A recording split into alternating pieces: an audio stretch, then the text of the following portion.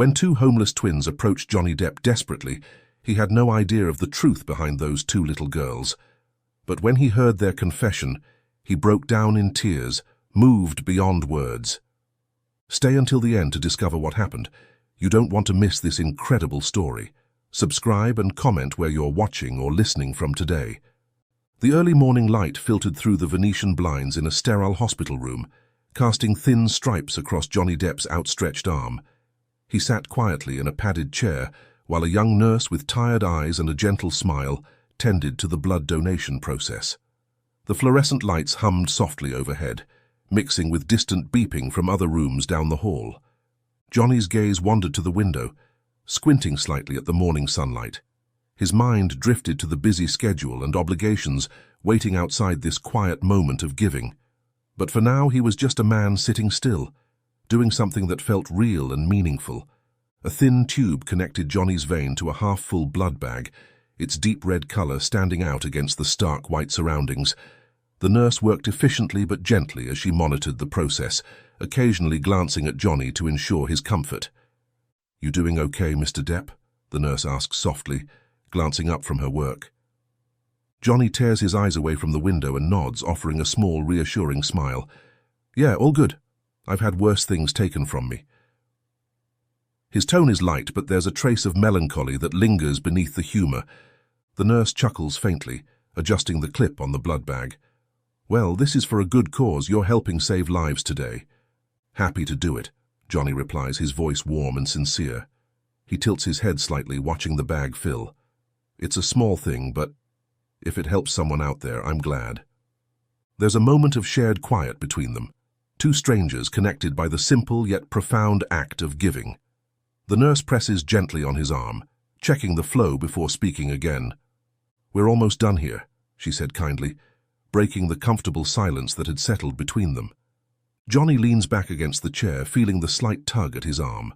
His mind wanders, thinking about his busy schedule, the obligations waiting for him outside this quiet room. But for now, he's just a man sitting still, doing something that feels real.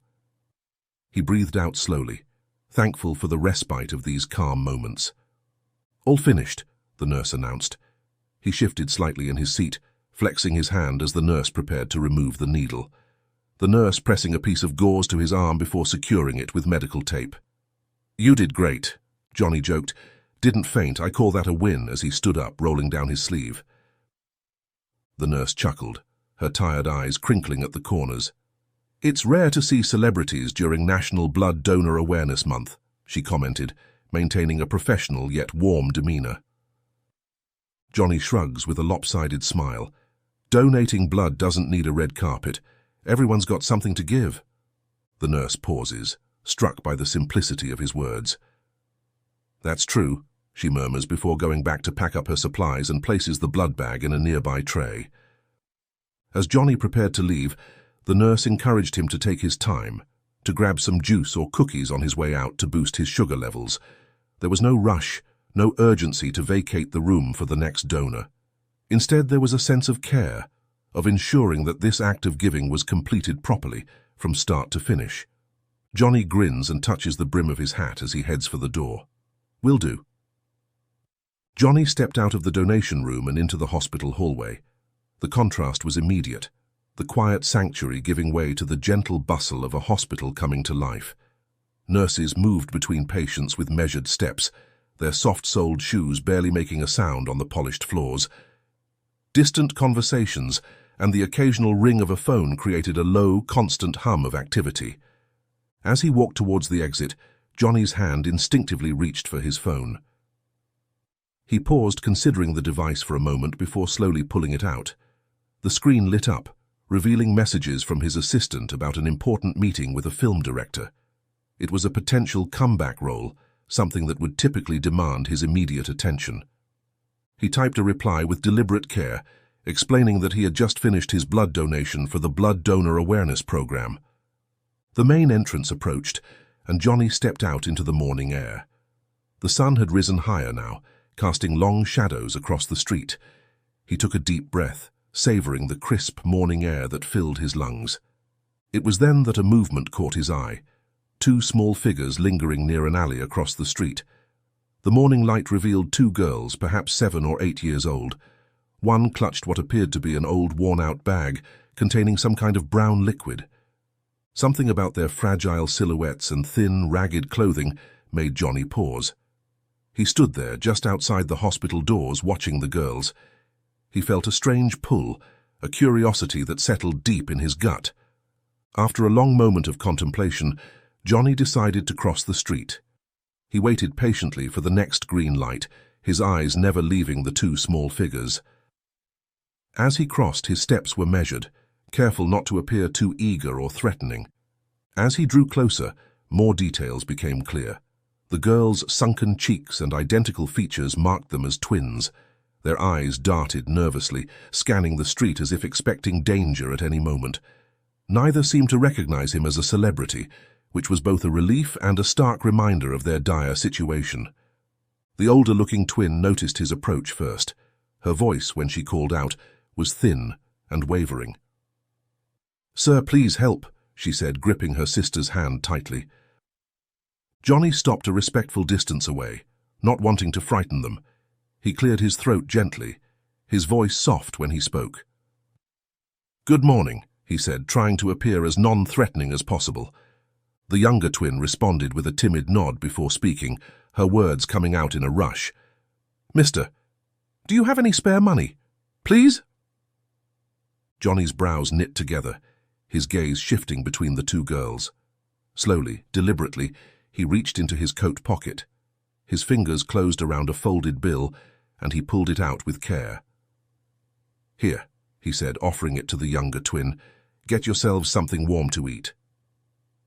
The girl took the money quickly, her small fingers clutching it like it was a lifeline. Her eyes widened with a mix of gratitude and desperation that no child should have to feel. As Johnny stood there, taking in the full picture of these two young girls alone on the street, he couldn't help but feel a deep sense of concern. What circumstances had led them here? Where were their parents? His attention was drawn to the bag one of the twins carried. Upon closer inspection, he noticed a putrid smell emanating from it. The odor was unmistakable and deeply concerning. It wasn't just dirt or grime, but something medical and potentially dangerous for a child to be carrying. Before he could inquire further, a sharp, raspy voice cut through the air from deeper in the alley. "Girls, what did I say? Get back here!" The twins flinched visibly at the sound, their bodies tensing as if preparing for flight. Johnny turned his head slowly towards the source of the voice, his eyes adjusting to the shadows of the alley. A silhouette emerged, a thin, hunched figure of a woman. Her voice strained with authority as she called out again, "I told you not to wander off!" The twins exchanged a quick, fearful glance. Without a word, they quickly disappeared around a corner into the alley, leaving Johnny standing alone on the sidewalk. The sudden absence of the girls left a palpable void. The space they had occupied now filled with questions and concern. Johnny remained rooted to the spot, his heart heavy with worry, as he watched the place where the girls had vanished. The image of their hollow eyes and the mysterious bag lingered in his mind, a stark contrast to the bustling hospital he had just left. As he stood there at the mouth of the alley, Johnny wondered about the lives hidden within those dark passageways. The thought of children calling such a place home made his stomach churn. He contemplated following them, his foot even lifting slightly as if to take a step forward. But before he could act on this impulse, several homeless people emerged from the alley. Their gazes were wary and somewhat hostile as they approached. Johnny nodded down, instinctively trying to hide his identity. He moved aside to let them pass, but one of them bumped his shoulder roughly, muttering a curse for blocking their path. The encounter was a harsh reminder of the realities of street life and the potential risks he faced as a recognizable figure. He realized with a sinking feeling that it was most likely dangerous for him as a celebrity to enter the alley unprepared and without support. Instead of leaving, Johnny decided to wait nearby. He put on his sunglasses to hide his identity and entered a nearby convenience store. The fluorescent lights buzzed overhead as he slowly made his way through the aisles, eventually selecting a juice and a hot dog to replenish his energy after the blood donation. The transaction at the counter was brief and impersonal, a stark contrast to the intense interaction he'd just had with the twins. As he exited the store, Johnny positioned himself on a bench outside, his gaze fixed on the mouth of the alley, while he appeared to casually enjoy his refreshments. As he sat there, sipping his juice and barely tasting the hot dog, Johnny's mind was filled with questions about the twins and their living situation. The busy street continued its morning rush around him, but Johnny remained still, his focus unwavering from the dark entrance of the alley. He was prepared to wait as long as necessary, determined to see if the girls would emerge again. Time seemed to slow to a crawl as Johnny maintained his vigil. The sun inched higher in the sky, casting shorter shadows across the street. People passed by, caught up in their own worlds, oblivious to the drama unfolding in their midst. Johnny had only taken a quarter of his beverage when movement at the alley's entrance caught his eye. The twins emerged once again, their small figures darting furtively as they looked up and down the street. Without hesitation, Johnny stood up, carefully closing the lid of his bottled juice and grabbing the paper bag with the untouched hot dog inside. He began to follow them, maintaining a discreet distance. His steps were measured, careful not to draw attention to himself or alert the girls to his presence. The twins moved with purpose, heading straight back to the hospital he had just left. As they approached the hospital, Johnny's curiosity deepened. What business could two homeless children have at a medical facility? He watched as, rather than using the main entrance, the girls approached a back door where a nurse appeared to meet them. Johnny's heart raced as he watched the interaction unfold from behind a corner. The nurse took the brown bag from the twins with practiced discretion, her eyes constantly scanning their surroundings. Her movements were quick and efficient, suggesting this was not a chance encounter, but a regular arrangement. The nurse provided the girls with a new bag, hanging it carefully around one girl's neck, along with a bottle of medication. She hugged them both briefly, before urging them to leave quickly. The entire exchange took less than a minute, but it spoke volumes about the complex situation these children were in. As the girls turned to leave, Johnny realized he needed to act fast if he wanted to learn more. He walked back quickly, taking a turn to hide before they could pass his way. The girls didn't see him, too focused on their mission and surroundings. When they had walked past, Johnny looked back towards where the nurse had been, but she had already disappeared. However, before the girls could reach the crowded front area of the hospital, Johnny removed his sunglasses and approached them again in the quieter side section. The healthier twin recognized him from their earlier interaction, her eyes widening slightly in surprise. Her sister, however, was focused entirely on the food and drink in Johnny's hands, her gaze betraying a deep hunger. "Hello again," Johnny said softly, crouching down to their level. His voice was gentle, non-threatening. "I saw you talking to that nurse. Is everything okay?" The girls exchanged a nervous glance, clearly unsure whether to trust him. Johnny decided to lead with kindness, offering them his untouched hot dog. "Here, you two look like you could use this more than me." The sick twins' eyes darted to the partially drunk juice in Johnny's other hand. Noticing her interest, Johnny said, "I've had some of the juice already, but I can buy you a new one later if you'd like." "We don't mind," the sick twin said, her voice barely above a whisper. "We often find bottled juices in trash cans, so this one is much better." She looked at him with pleading eyes. "Please, I'm so thirsty." Johnny's heart clenched at her words. He wanted to buy them new, fresh drinks, but he knew if he left now, he risked losing them again. Making a quick decision, he handed over the bottled juice. "Here, take this for now. I promise I'll get you a new one later, okay?" The sick twin gulped at the drink eagerly, while the healthy one took a small bite of the hot dog before giving the rest to her sister. Johnny watched them, a mix of concern and determination settling over him. "Can you tell me your names?" he asked gently. "I'm Johnny." The healthy twin spoke up first. "I'm Rose," she said, then gestured to her sister. "This is Rena." Johnny nodded, offering them a warm smile. "Rose and Rena, it's nice to meet you properly. Listen, I want to help you, but I need to understand your situation better. Can you tell me why you're alone out here? Where are your parents?" The twins shared another look, a silent communication passing between them.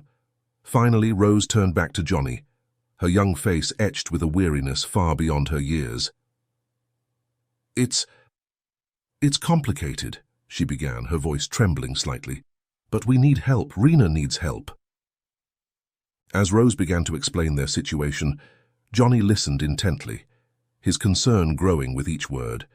The story that unfolded was one of hardship and survival, a tale that no child should have to tell. And yet, as the twins spoke, Johnny felt a growing resolve to do whatever he could to help these girls and their family. Rose's voice was soft but steady as she began to explain their situation. "We live with our mum in the alley," she said, gesturing vaguely behind her. "There are others there too, lots of people without homes." Johnny nodded encouragingly, his expression open and attentive. He didn't rush Rose, allowing her to tell their story at her own pace. "Mum's sick," Rose continued, her eyes darting to Rena. "Like Rena. They both have bags." She pointed to the bag hanging around Rena's neck. Johnny's suspicions about the bag were confirmed. "Is it a colostomy bag?" he asked gently. The girls looked at him blankly, clearly unfamiliar with the term. Johnny rephrased, "The bag for waste from your body?" Rose nodded slowly. "Yes, that's what the nurse calls it. Mum and Rena need them." Johnny's mind raced, trying to piece together the medical implications. "Have you heard of Crohn's disease?" he asked, but again the girls showed no recognition of the term. Rena, who had been quiet until now, spoke up. "The nurse gives us new bags and medicine. She's nice, but it's not enough." Rose nodded in agreement. "Please," she said, her eyes meeting Johnny's with a mixture of hope and desperation. "We need money. Mum said my sister can be normal like me one day, but it's expensive." Johnny felt a lump form in his throat. The weight of their situation, the enormity of what these young girls were dealing with, settled heavily on his shoulders.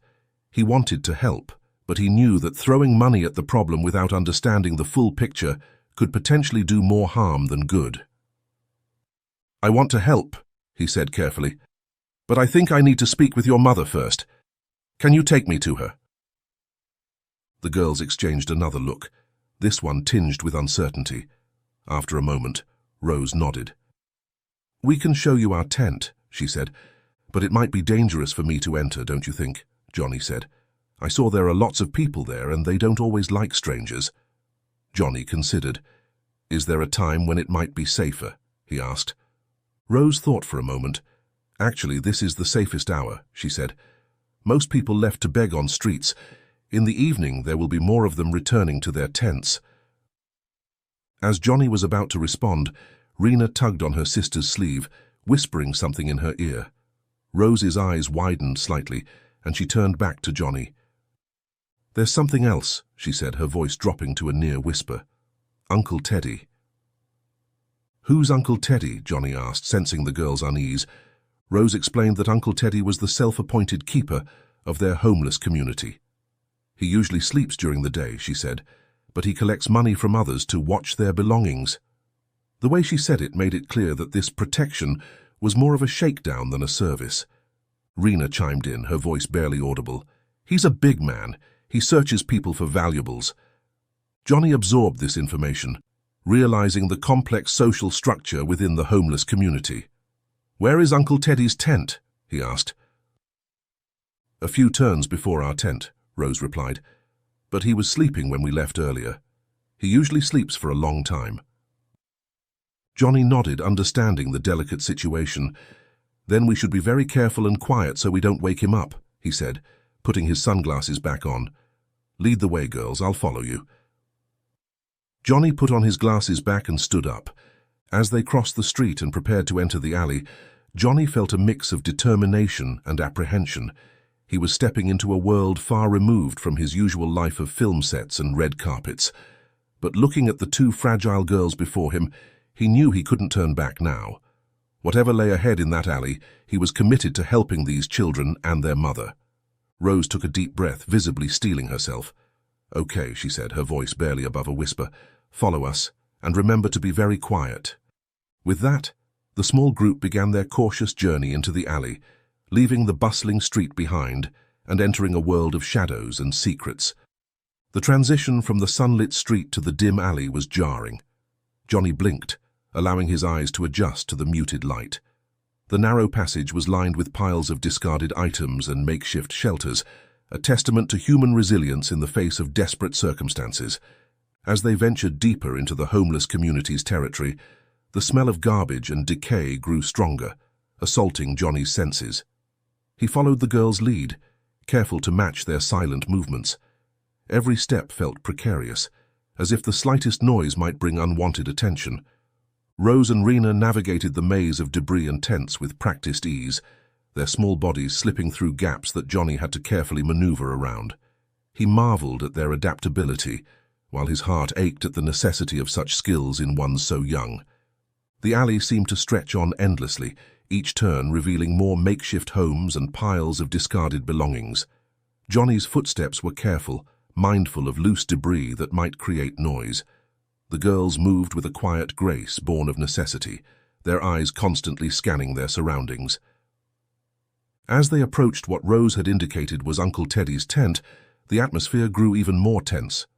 Rose made a sleeping gesture, pressing her finger to her lips.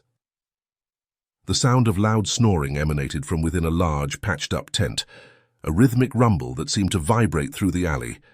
Johnny held his breath as they began to creep past, every muscle tense with the effort of moving silently. The girls' faces were masks of concentration, their small bodies rigid with fear. Suddenly, the tense moment was shattered by the shrill ring of Johnny's phone. He'd forgotten to silence it after his hospital visit. Panic surged through him as he fumbled to end the call without checking who it was, his heart pounding so loudly he was sure it would wake the entire alley. The group froze in place, hardly daring to breathe as they waited to see if Uncle Teddy would wake up. The snoring had stopped abruptly, and the silence that followed was deafening. Johnny could feel sweat beading on his forehead as the seconds ticked by, each moment stretching into an eternity. Rose and Rena stood stock-still, their eyes wide with fear as they stared at Uncle Teddy's tent. Johnny's hand hovered over his phone, ready to silence it if it dared to make another sound. After what felt like hours but was likely only a minute, the snoring resumed. The collective relief was palpable, though no one dared to express it audibly. Johnny mouthed an apology to the twins, his face etched with genuine remorse for the near disaster. He quickly silenced his phone as they continued their careful journey, more aware than ever of the precariousness of their situation. The rest of the journey passed in a blur of silent steps and held breaths. Johnny's senses were on high alert, every shadow seeming to hold potential danger. The girls moved with a surety that spoke of long practice, guiding him through the labyrinth of the homeless encampment. Finally, they reached a wide indigo-colored tent. The twins entered first to prepare their mother, while Johnny waited outside, surrounded by the overwhelming sensory assault of life in the alley. The stench of rotting garbage was nearly overpowering, mingling with the musty odor of unwashed bodies and the acrid smell of urine. Rats scurried in the shadows, their tiny claws scratching against discarded cans and bottles. As he stood there, trying not to touch anything, Johnny was struck by the stark reality of the girls' daily existence. The greasy residue that coated every surface, the constant noise of distant traffic and nearby arguments, the ever-present threat of violence or theft. This was their world. The contrast with his own life of luxury and comfort was staggering, and he felt a renewed determination to help this family escape such dire circumstances. After what seemed like an eternity, but was probably only a few minutes, the twins emerged from the tent and beckoned Johnny inside. Taking a deep breath, he ducked under the flap, ready to meet the mother of these remarkable girls and face whatever challenges lay ahead. As Johnny entered the tent, his eyes took a moment to adjust to the dim interior. The space was small and cluttered, filled with an assortment of salvaged items and worn blankets. In the center, sitting on a makeshift bed of flattened cardboard boxes, was a woman who could only be the twins' mother. Marianne's eyes widened as she recognized Johnny Depp, her initial wariness mixing with surprised, mocking laughter. "Well, well," she said, her voice raspy and tinged with disbelief. "What brings a Hollywood star to our humble abode? Are you researching a role, Mr. Depp?" Johnny noticed she wore the same type of colostomy bag as Rena, visible beneath her threadbare shirt. The sight reinforced the gravity of their medical situation. "No roll," Johnny replied calmly, crouching down to be at eye level with Marianne. "I met your daughters outside the hospital.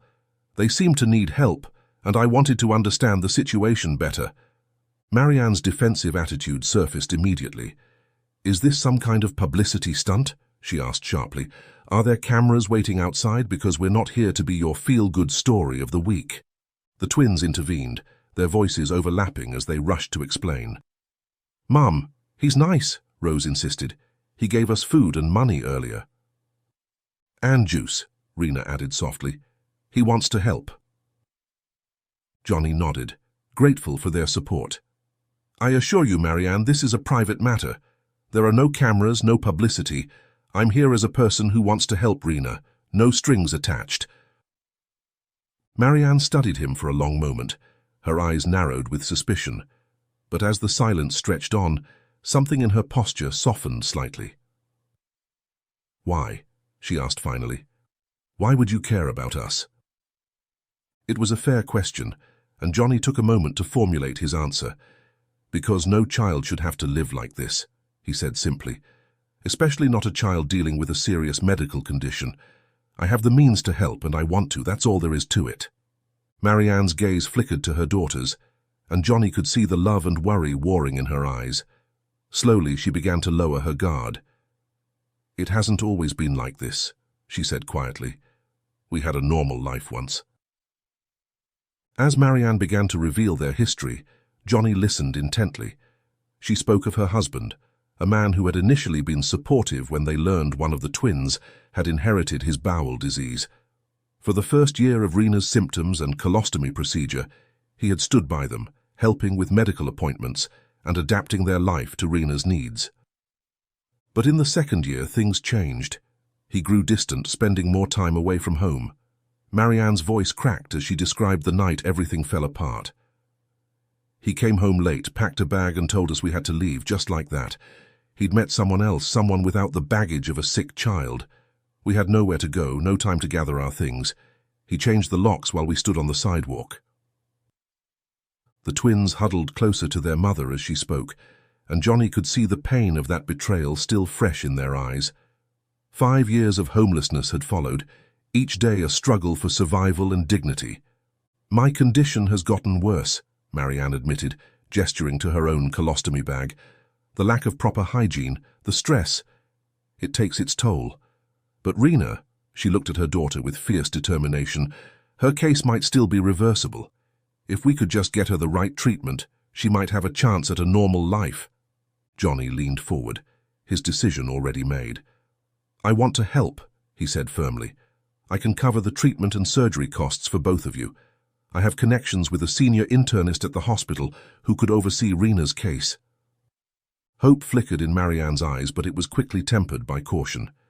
"If you help us," she warned, "it can't be halfway. We'd need complete extraction from this life.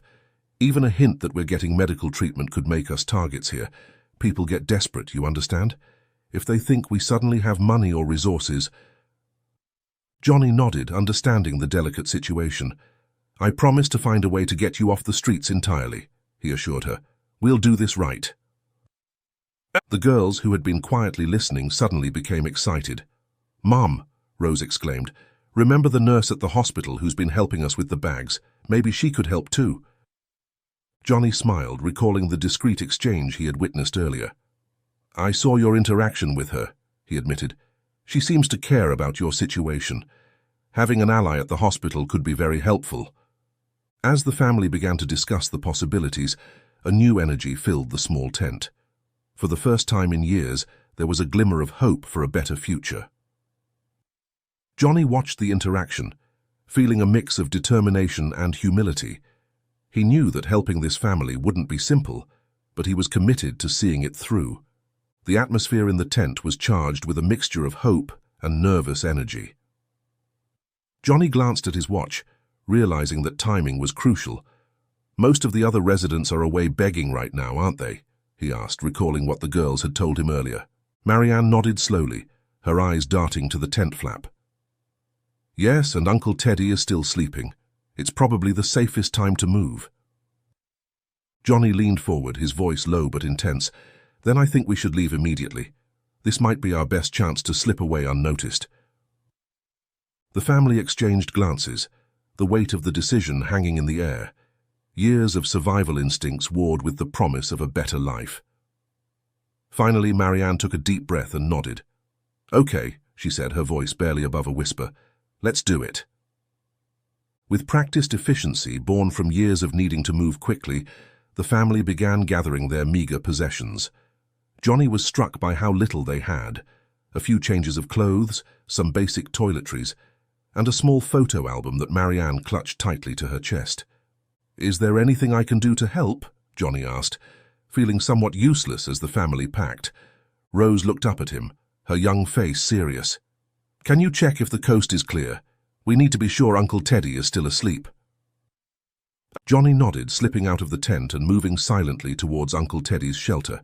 The snoring still emanated from within, a steady rhythm that brought a wave of relief. He returned to the family's tent and gave them a thumbs up.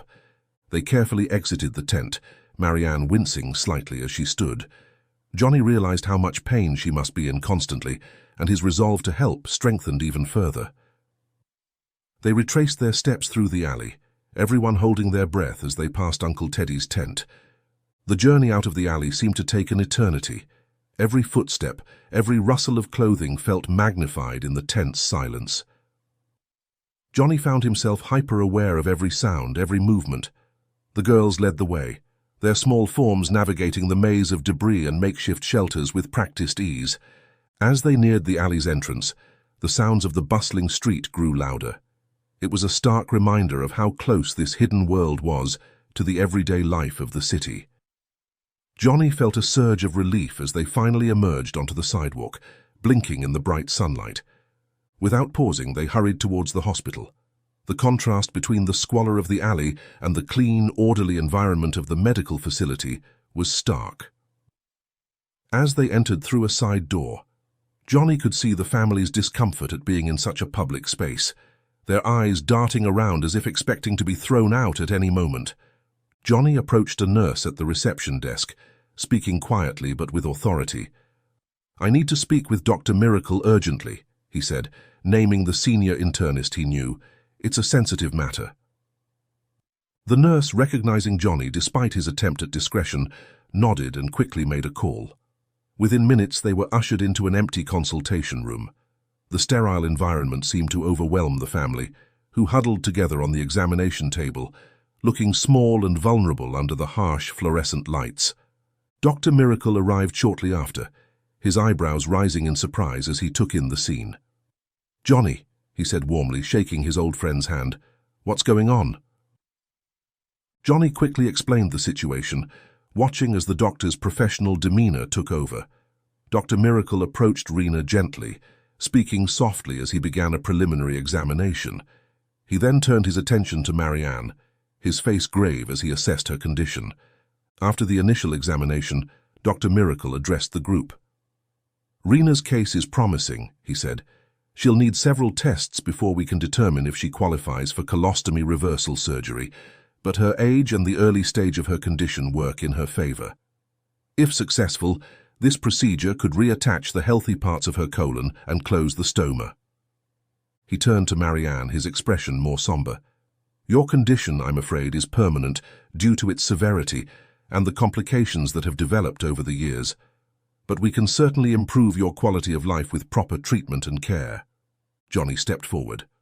"I'll cover all the medical expenses," he said firmly. "Consultations, medications, surgeries, whatever they need."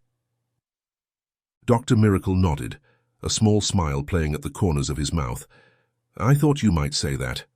All right, let's get started with some preliminary tests for Rena. I'll have a nurse come in to draw blood and schedule some imaging studies." As Dr. Miracle left to make the necessary arrangements, Johnny turned to the family. Marianne's eyes were brimming with tears, a mix of gratitude and disbelief on her face. The twins clung to each other, their expressions a blend of excitement and fear of the unknown.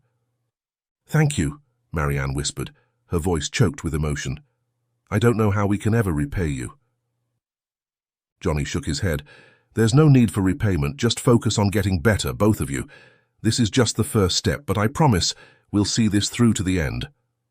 As they waited for the nurse to arrive, Johnny couldn't help but feel a sense of purpose settling over him. He knew that helping this family would be a long and potentially complicated process, but he was committed to seeing it through in this sterile hospital room, surrounded by a family who had known nothing but hardship for years. The door to the consultation room opened, and a nurse stepped in, her eyes widening slightly as she recognized the family. "I'm Nurse Emily," she said, her voice warm but professional. "I'm here to start the preliminary tests for Rena." As soon as the words left her mouth, Rose gasped. "It's you," she exclaimed. "The nurse who's been helping us with the bags." Nurse Emily's professional demeanor cracked for a moment, her eyes filling with emotion as she looked at the twins. Yes, that's me," she admitted, glancing nervously at Johnny. Johnny stepped forward, his voice gentle. "It's okay," he assured her. "I saw you helping them earlier. You've been risking your job to provide them with medical supplies, haven't you?" Nurse Emily nodded, her shoulders sagging slightly with relief. "I couldn't just ignore their situation," she explained. "I know it's against hospital regulations, but—" She trailed off, looking at the family with genuine care in her eyes. "You don't have to risk your job anymore," Johnny said firmly. "I'm here to help them get the full medical care they need. Your kindness has been a lifeline for them, and now we can build on that to get them proper treatment." Nurse Emily's eyes filled with tears of relief. "Thank you," she whispered. "I've been so worried about them." Turning back to her professional duties, Nurse Emily began explaining the evaluation process to the family. "We'll start with some blood work for both Rena and Marianne," she said. "Then we'll schedule imaging studies, likely an MRI and a colonoscopy for Rena. We'll also need to do thorough physical examinations." As she spoke, Nurse Emily prepared the equipment for drawing blood. The sisters held hands tightly, their bond evident in every interaction. Rena looked nervous, but Rose whispered encouragement to her, their fingers intertwined. "Rena, would you like to go first?" Nurse Emily asked gently. "Your sister can come with you for support if you'd like." Rena nodded silently, and the two girls followed Nurse Emily to a nearby examination room. As they left, Johnny turned to Marianne, who remained seated behind the consultation table, looking both hopeful and overwhelmed. "How are you holding up?" Johnny asked, pulling up a chair to sit across from her. Marianne took a deep breath. "It's a lot to take in," she admitted. "I'm so grateful, but I can't help worrying about what comes next. Even with medical care, where will we go after treatment? We can't go back to the streets, especially not with Rena recovering from surgery." Johnny nodded, understanding her concerns. "I've been thinking about that," he said. "I have connections with organizations that specialize in supporting homeless families. We can work on finding you stable housing, maybe even some job training programs to help you get back on your feet." Marianne's eyes widened.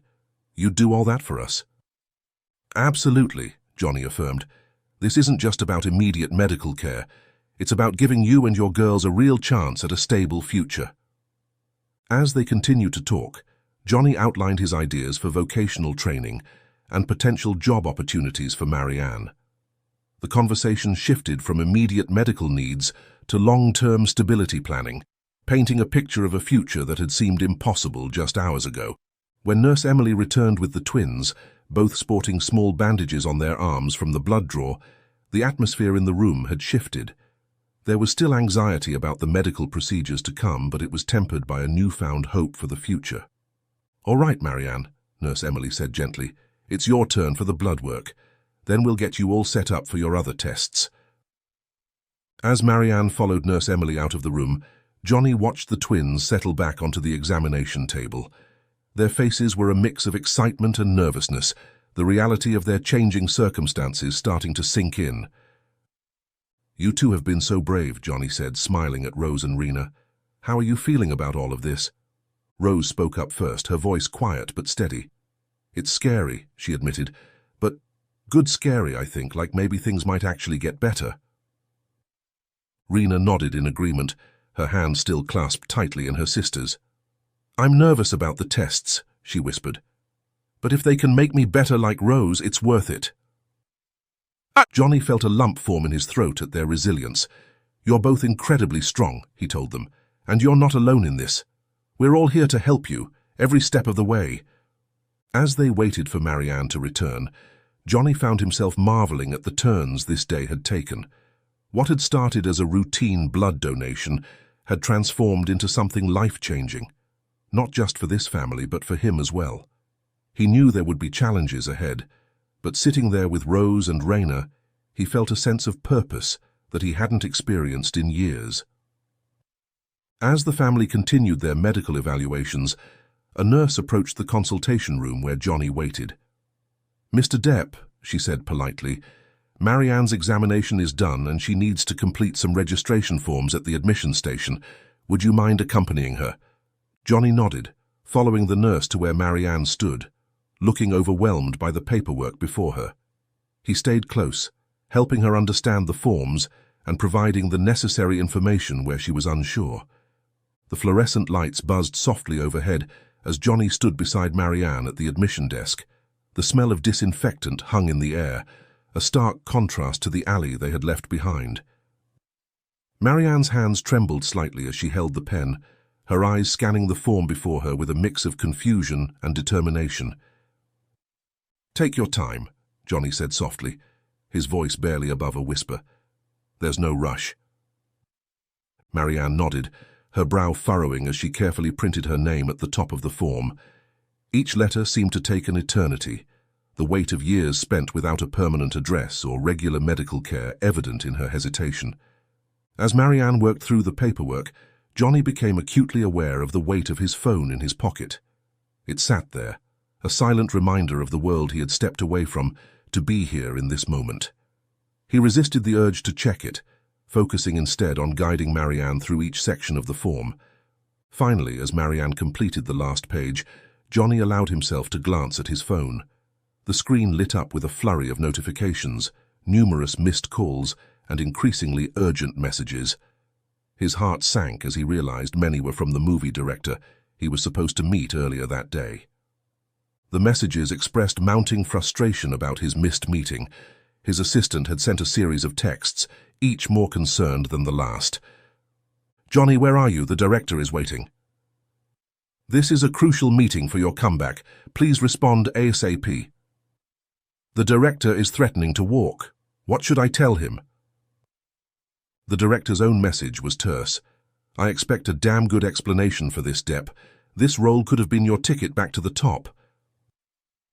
Johnny stared at his phone, the weight of his professional obligations pressing down on him. The potential impact on his comeback role was significant. This meeting had been months in the making, a chance to revitalize his career after years of controversy and setbacks. For a long moment, he stood there, caught between two worlds. On one side, the glittering promise of a career resurgence, the familiar pull of fame and fortune. On the other, a family in desperate need, their lives hanging in the balance. Slowly, deliberately, Johnny pocketed his phone without responding. He turned back to Marianne, who was looking at him with a mixture of curiosity and concern. "Is everything all right?" she asked hesitantly. Johnny nodded, offering her a reassuring smile. "Everything's fine," he said, surprised to find that he meant it. "Let's focus on getting you and Raina the care you need." As they walked back to the consultation room, Johnny felt a sense of peace settle over him. He knew there would be consequences for his choice today, that his career might suffer a setback. But looking at Marianne, thinking of Rose and Raina, he couldn't bring himself to regret his decision. They entered the room to find Dr. Miracle was waiting with the twins. The doctor looked up as they entered, his expression serious but not grave. "Ah, good timing," he said. "I was just explaining to the girls that we need to run the imaging tests now before we can make any definitive plans. But from what I'm seeing so far from the blood test and physical examination, I'm cautiously optimistic about Raina's prognosis." Johnny nodded, placing a supportive hand on Marianne's shoulder. "Whatever tests you need to run, whatever treatments are necessary, we'll make it happen," he said firmly. As Dr. Miracle continued to explain the next steps, Johnny's phone buzzed again in his pocket. This time he didn't even feel tempted to check it. He had made his choice, and he was exactly where he needed to be. As Dr. Miracle finished explaining the initial test results and the next steps in Rena's treatment plan, the atmosphere in the room was a mixture of hope and nervous anticipation. The medical team had gathered to discuss Rena's case in detail, outlining a comprehensive treatment plan that included pre-surgery preparation, dietary modifications, and medication schedules. Johnny listened intently, his brow furrowed in concentration as he tried to absorb every detail. The doctors explained each step carefully to both Marianne and Johnny, emphasizing the importance of proper follow-through. Marianne, her face etched with a combination of worry and hope, asked hesitantly, "When can the surgery start? How soon can we begin?" Dr. Miracle held up a hand, his expression kind but cautious. "I understand your eagerness, Marianne, but we need to be thorough here. These initial test results are promising, but they're not the official ones yet. I'm only sharing this preliminary information because Johnny's a friend. We should wait for the official results before scheduling any surgery, but I can say that the surgery will likely start tomorrow morning." Johnny nodded, grateful for his friend's discretion and professionalism. "Thank you, Doctor. We appreciate your thoroughness." As the medical team filed out of the room, promising to return with more information soon, Johnny turned his attention to the immediate needs of the family. While waiting for Rose and Rena to return, he stepped out into the hallway to make several urgent calls. His fingers hovered over his phone for a moment, the missed calls from his agent and the movie director still visible on the screen. With a deep breath, he scrolled past them, instead dialing a number for his connections in social services. His assistant answered, her voice a mixture of relief and frustration. "Johnny, where have you been? The director is furious and—" I know," Johnny interrupted gently, "and I'll deal with that later. Right now I need your help with something more important." There was a pause on the other end of the line, then a sigh. "All right, what do you need?" Johnny explained the situation briefly, asking her to reach out to local shelters that specialized in housing families with medical needs. Despite her initial confusion, his assistant's efficiency kicked in, and soon she was coordinating with a facility that offered private rooms and proper sanitation, crucial for Rena's recovery. As he ended the call, Johnny felt a weight lift from his shoulders. He had set something in motion, taken a concrete step towards helping this family beyond just medical care. Returning to the consultation room, he found Rose and Rena had returned from their tests. Their eyes were wide as he explained about the shelter, the prospect of sleeping in real beds after the treatment, having regular meals and, most importantly, staying together as a family, bringing tears to their eyes. Overcome with emotion, the girls hugged Johnny impulsively, their usual caution forgotten in the moment. Johnny felt a lump form in his throat as he returned their embrace, the reality of the impact he was having on their lives hitting him full force. Marianne watched the scene unfold, her own eyes glistening with unshed tears. "I don't know how to thank you," she said softly. "You've given us hope when we had none." Johnny shook his head, a small smile playing on his lips. "You don't need to thank me. Seeing you all together, with a chance at a better future, that's all the thanks I need." As he stood there, watching the family hug one another in that small consultation room, Johnny made mental notes about using his platform to raise awareness for homeless families, particularly those dealing with chronic conditions and healthcare accessibility. His morning of giving blood had transformed into a commitment to give much more, marking the beginning of a new chapter in his own life of public service. The buzz of his phone in his pocket reminded him of the career implications of his actions today, but as he looked at the hopeful faces of Rose, Rena, and Marianne, he knew he had made the right choice. Whatever came next in his professional life, he had found a new purpose, one that felt more rewarding than any role he had ever played on screen. As the day drew to a close, plans were set in motion for the family's move to the shelter and for Rena's continued treatment. Johnny knew that this was just the beginning of a long journey, but he was committed to seeing it through. He had stepped into their world, and in doing so had found a part of himself he didn't know was missing.